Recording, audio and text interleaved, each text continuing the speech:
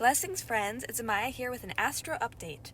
On and around September 17th and 18th, we have a lunar eclipse in the imaginative, compassionate, and dreamy and intuitive sign of Pisces at 25 degrees.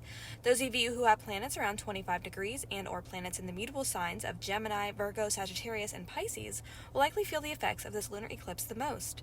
Cancer placements such as Cancer, Sun, Moon, and Rising signs will also feel this fellow water sign eclipse as they're ruled by the moon.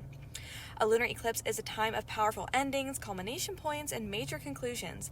It's usually a time of release and surrender that includes sweeping out the old so something better or something more faded can come into one's life. Pisces is a mutable water sign and is also the last zodiac of the zodiacal signs, emphasizing spiritual endings and release at this lunation.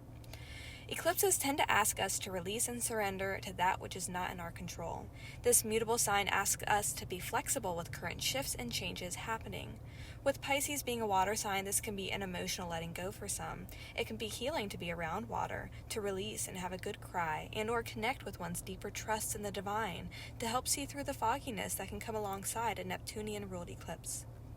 Changes that come with eclipses can be felt 2 weeks before and after the actual eclipse day, stretching out to 3 months. This is a significant eclipse for a few reasons. It involves a beautiful grand trine with planets Uranus, Pluto, and the Sun. It aspects Jupiter, the traditional ruler of Pisces, creating a T-square. It involves the North Node. It's also the last eclipse we'll have with Pluto trining the Sun in an Earth sign for quite some time.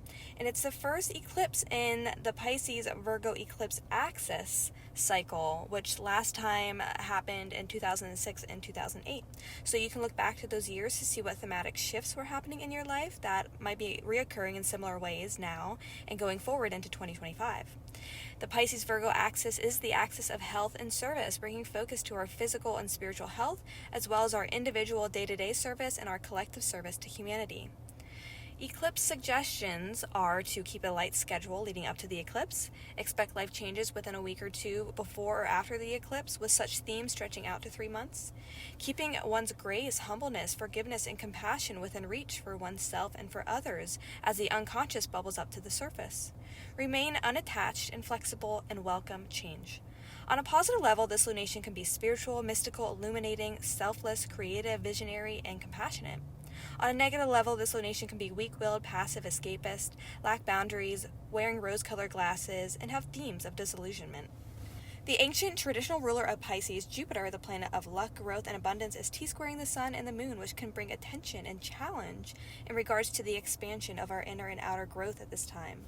The co-ruler of this lunation, Neptune, the planet of dreams, illusion, and mysticism, is conjunct this eclipse, bringing dreaminess, spiritual insight, and or rose-colored glasses when it comes to our emotions and habits and core energy.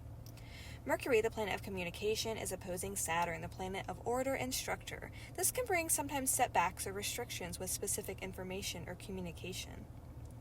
A day after the eclipse, we'll have the Sun trine Uranus, the planet of sudden changes, which can bring fortuitous, harmonic, and positive unexpected breakthroughs. The North Node will conjunct this eclipse also, which can bring an added drive to our greater spiritual purpose in life. Neptune, the planet of dreams and mysticism, Uranus, the planet of sudden changes, and Pluto, the planet of death and rebirth and transformation, are harmoniously aspecting each other during this lunation, which can bring a beautiful, unexpected, transformative, dreamy, mystical experiences and revelations which can create emotional catharsis. Pluto is also trining the Sun, which can bring a death and rebirth and transformative energy to our core energy, ambition, and life goals. Questions to ask ourselves during this Pisces lunar eclipse: in what ways in our life can we trust a higher and fated plan unfolding? How can we take better care of our physical and spiritual health? How can we be of service to the collective? What past life karmic patterns might be coming up to be explored with grace and be forgiven? What deeper spiritual meaning can we attach to the changes in our life unfolding while staying adaptable and surrendering to the endings and beginnings? What martyr or victim mentality roles can we acknowledge and release? What mystical dreams and spiritual insights are coming to us that desire embodiment moving forward? What bad habits, self-undoings, or addictions can we release to step forward through the fog with greater clarity in regard to our life purpose? What bad habits, self-undoings, or addictions can we release to step forward through the fog with greater clarity in regards to our life purpose?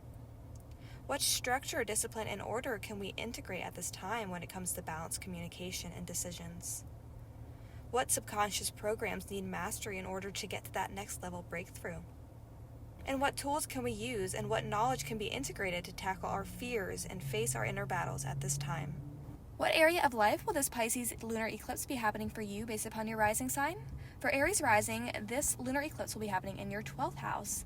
This could be a letting go or a culmination point around the unseen realms, such as the subconscious, mind, spirituality, dreams, mysticism, one's mental health, so addictions, bad habits, jails and hospitals, but as well as ashrams and retreats and the arts. For Taurus rising, this lunar eclipse will be happening in your 11th house. This could be a letting go or a culmination point around large groups of people, networks, organizations, friendships, progressive ideas, as well as future hopes and wishes. For Gemini rising, this lunar eclipse will be happening in your 10th house. This could be a letting go or a culmination point around one's career, public image, leadership, authority, status, as well as achievement and notoriety. For Cancer rising, this lunar eclipse will be happening in your 9th house. This could be a letting go or a culmination point around long-distance travel, higher learning, one's philosophies, belief systems, publishing and teaching, as well as government institutions. For Leo rising, this lunar eclipse will be happening in your 8th house. This could be a letting go or a culmination point around one's shared money, shared resources, investments, inheritances, taxes, loans, the occult, psychology, as well as sex and deep bonds. For Virgo rising, this lunar eclipse will be happening in your 7th house. This could be a letting go or a culmination point around one's personal relationships, marriages, business relationships, collaborations, negotiations, agreements, and legal documents. For Libra rising, this lunar eclipse will be happening in your 6th house. This could be a letting go or a culmination point around one's health, one's work, employment, coworkers, diet, exercise, daily routine, organization, as well as pets and animals. For Scorpio rising, this lunar eclipse will be happening in your 5th house. This could be a letting go or a culmination point around one's self-expression, romance, children, one's inner child, hobbies, celebrations, joy, and small businesses. For Sagittarius rising, this lunar eclipse will be happening in your 4th house. This could be a letting go or a culmination point around one's home, family, property, real estate, one's inner security, emotional safety, and ancestral tradition. For Capricorn rising, this lunar eclipse will be happening in your 3rd house. This could be a letting go or a culmination point around one's communication, short form, learning and writing, local community, transportation, one's online persona, and extended family. For Aquarius rising, this lunar eclipse is happening in your 2nd house. This could be a letting go or a culmination point around one's income, how you make money, physical and material possessions, as well as one's self-worth and personal values. And last but not least, for Pisces rising, this lunar eclipse is happening in your 1st house, in the house of you. So this could be a significant letting go or culmination point around yourself, around your identity, your outward appearance, one's physical body, and new endeavors. Pisces lunar eclipse blessings to you all.